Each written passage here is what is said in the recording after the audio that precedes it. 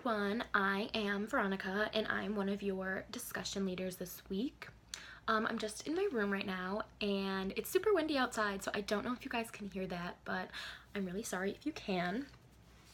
I am deciding to talk about the Black Like Her article by Jelani Cobb. It's on the New Yorker.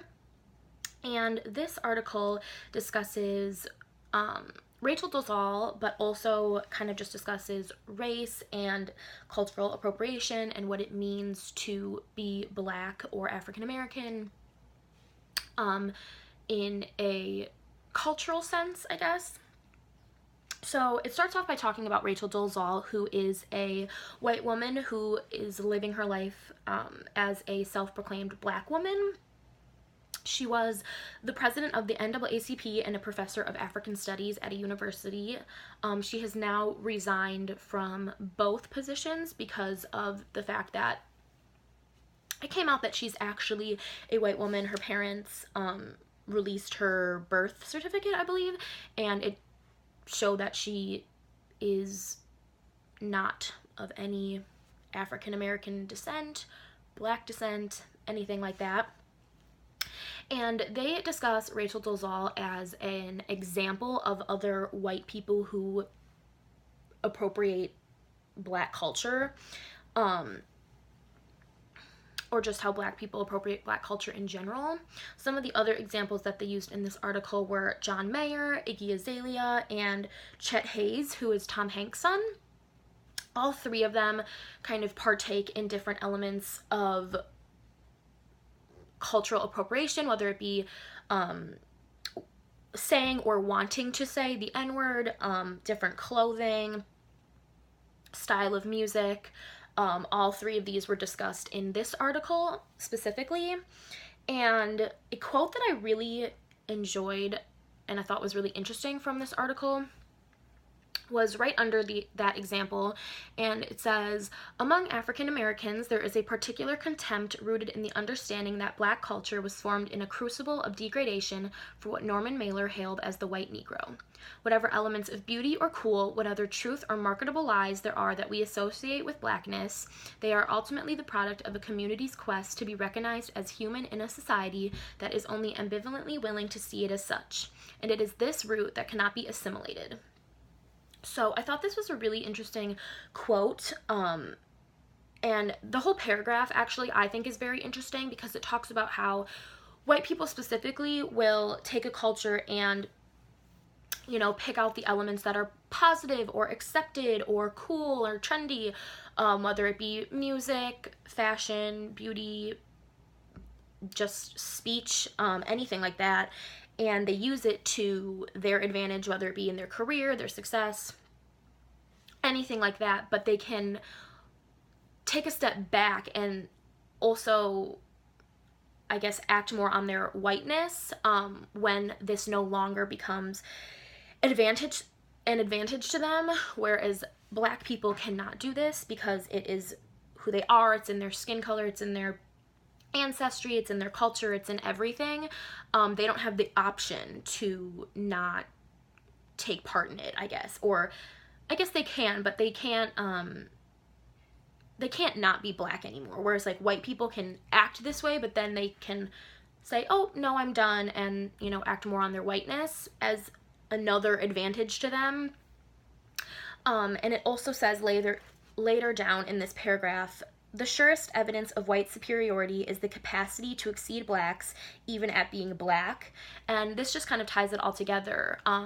You know, Black people receive a lot of racism and inequality and backlash and just a lot of negative things for who they are, what they look like, the color of their skin. And a lot of it is done by white people, but then on the other hand, there are white people who take these elements that aren't bad or that they find to be desirable and use them for their own benefit, and they succeed at it. And something that made me think of this, like an example, is Miley Cyrus and Justin Bieber. They both received a lot of hate and criticism for appropriating Black culture or using Black people in their music styles, their music videos, just their lifestyle, I guess, and it did help them. It did, Miley Cyrus's album Bangers, that's the one that people were talking about where she used a lot of elements of Black culture, and that album did very well. But then they both now have kind of changed their lifestyle and are still successful.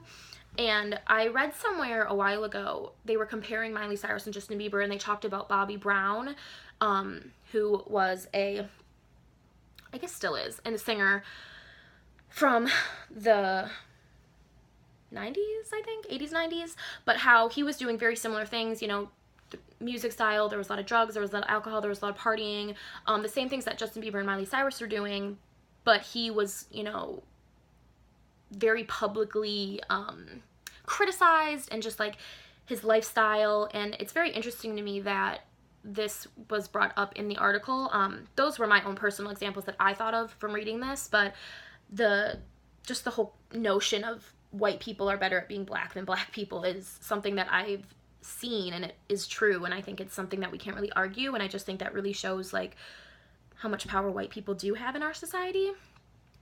Another quote that I thought was super interesting in this article, and I believe it was towards the end of the article, it says, "Race in this country and under certain circumstances functions like a faith, in that the simple profession of membership is sufficient."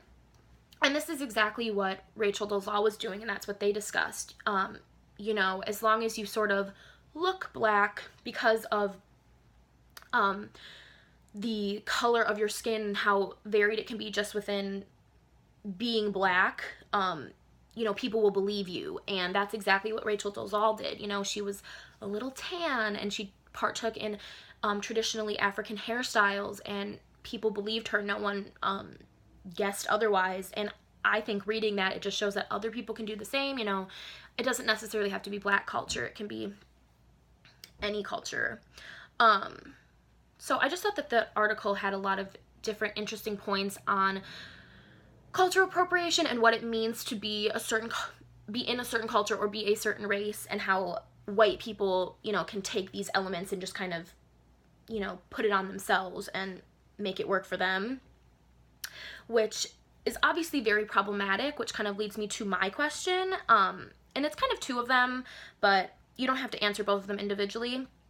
So my question is, why do you think white people specifically, because that's what we talked about in the article, have a difficult time understanding that racial appropriation is offensive, and that by partaking in elements of Black culture or other cultures, this does not equate to being that actual race or being in that actual culture? So I hope you enjoyed, and thank you for watching, and yeah, have a good day.